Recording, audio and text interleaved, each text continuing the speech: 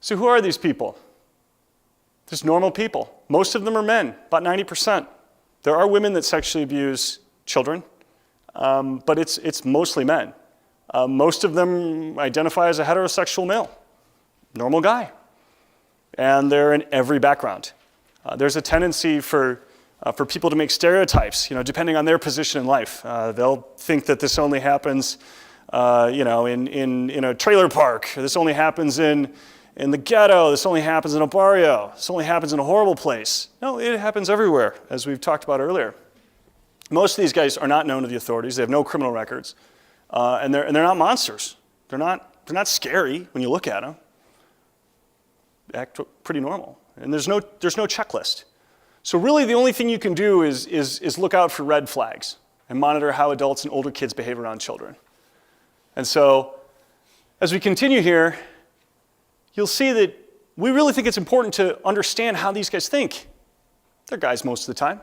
And that's the best way to keep our children safe. And that's how we're able to determine the red flags. And here's another good one, another joke, just to lighten it up a bit.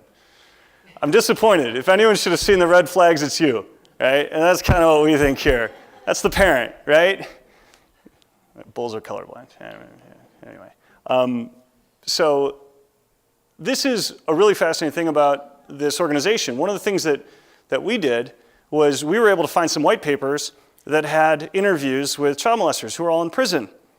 And part of their offender treatment program had them writing lists of ways that they get access to children. And so these are direct quotes from a group of about 30 people who all gave quotes on how they gain access to children. Pay attention to the child, make him or her feel special.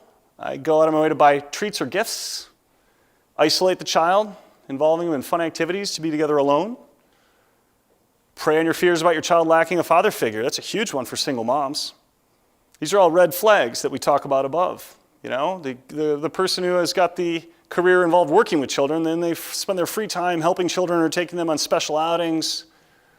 Often these guys will touch the child in your presence as a parent so that your kid thinks, oh, this person's touching me and my parents think it's okay. And that, can be anything. Hugs, really touchy kind of guy, right in front of the parents, they often do this.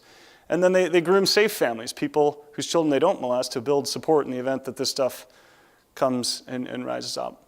So here's another couple of quotes. This is ways from getting caught. Convince the child they're responsible for the behavior. Make them think that no one will believe them. Tell your child that the parent will be disappointed, so disappointed for what the child has done. Threaten the child with physical violence. It's more rare, but it does happen. Make your child feel sorry. The fathers tend to meld their proclivity to molest in with the normal things. So they might, use bath time or bedtime to touch the kids sexually. And they're good. They're good at what they do. They manipulate the children to protect them. So what should we watch out for? Well, PACSA parents really just monitor anyone who has access to children. It doesn't matter who they are. If they have access to children, there's a few things that we should monitor. And these guys depend on secrecy, deception, and denial. Secrecy is something that'll happen where they'll create secrets with the child. And that's part of the grooming process. What they'll do is they'll say, don't tell your mom, I'm giving you some ice cream. And they'll do these little things, depending on the age of the child, of course, where they'll build that trust level of having secrets.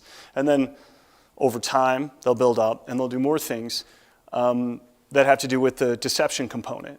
And the deception component is where, for instance, this gal Leah, who I knew from high school, would work out at the YMCA with the victim. And so that's part of the deception. We're just working on special exercises and things like that, part of the deception. And then, of course, denial is what occurs when parents and decision makers kind of have their head in the sand and they're really not paying attention and they don't want to see what's actually happening in front of them. So, kind of to wrap it up, but towards the end here, the PACSA parents are proactive. They educate themselves, and they educate their children. PACSA parents know that both parents and children have to monitor for red flags, and children have to be comfortable enough to tell their parents, hey, something strange happened today, and the parent needs to ask questions like, tell me about that. instead of, oh, nothing happened, oh, he's a nice guy, oh, he goes to our church. Parents need to change the tone in the way we talk to our children about that stuff. And ultimately, we Paxi parents know that it's better to trust our gut and be wrong than to ignore red flags and worry. And this is the website. It's going to get bigger and it's going to get better.